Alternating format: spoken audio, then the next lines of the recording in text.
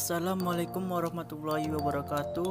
Perkenalkan, nama saya Erlan Pradan. Saya berasal dari Fakultas Kedokteran Universitas Muhammadiyah Sumatera Utara. Pada kali ini saya akan menjelaskan tentang kelistrikan sel. Definisi kelistrikan sel.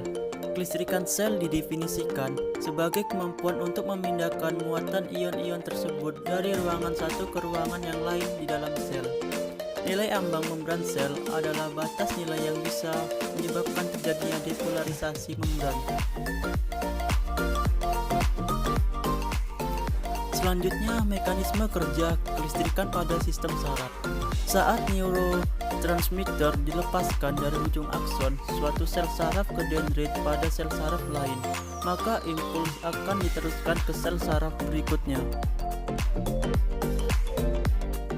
Impuls ini akan membaca ion Na+ yang awalnya terdapat di luar membran akson menjadi masuk ke dalam membran akson.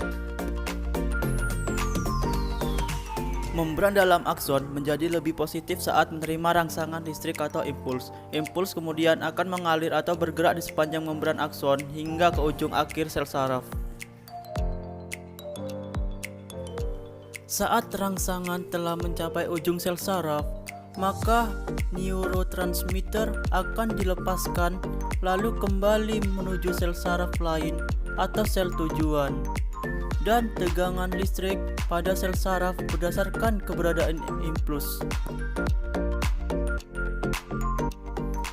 Faktor-faktor yang mempengaruhi sistem saraf. Yang pertama, faktor-faktor yang mempengaruhi perkembangan dan pertumbuhan sel saraf mulai dari masa dalam kandungan. Sebagai contoh, pentingnya asam folat dalam pertumbuhan kantong saraf atau neuronal tube selama perkembangan janin. Kelainan genetik tersebut dapat menimbulkan gejala atau penyakit yang berhubungan dengan sistem saraf. Selanjutnya, faktor yang kedua, yaitu faktor-faktor yang diperlukan dalam pemeliharaan sel saraf agar dapat berfungsi secara baik. Sebagai contoh, keperluan nutrisi, baik oksigen dan glukosa, sehingga semua kondisi yang menyebabkan nutrisi sel berkurang atau berhenti tidak dapat mengganggu sel saraf.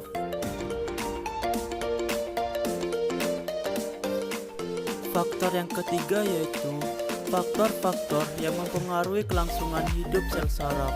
Semua faktor yang menyebabkan sel saraf mengalami cedera ataupun kematian seperti trauma pada saraf, gangguan pembuluh darah, kelainan autoimun, infeksi, metabolik, kelainan endokrin, obat-obatan, tumor, dan lain-lain akan mempengaruhi kerja sel saraf. Faktor yang terakhir yaitu faktor-faktor yang mempengaruhi pembentukan, pengantaran, maupun pengolahan impuls saraf. Sebagai contoh, untuk membentuk impuls saraf dalam bentuk potensial aksi listrik dibutuhkan peranan elektrolit.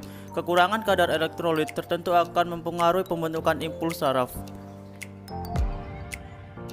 Secara umum, gerak dibagi menjadi dua jenis, yaitu gerak refleks dan gerak sadar. Gerak refleks yaitu gerak yang berpusat pada sumsum tulang belakang sehingga respon yang akan muncul akan lebih cepat.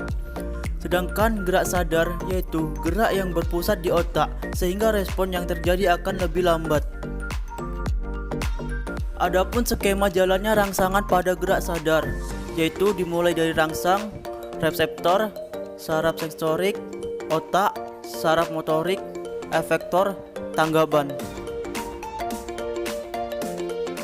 Berikutnya, pada skema jalannya rangsangan pada gerak refleks dimulai dari rangsang, reseptor, saraf sensorik, sumsum tulang belakang, saraf motorik, efektor, tanggapan.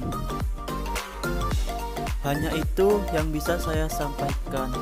Semoga dapat bermanfaat bagi kita semua. Apabila ada kesalahan kata dalam penulisan, saya mohon maaf.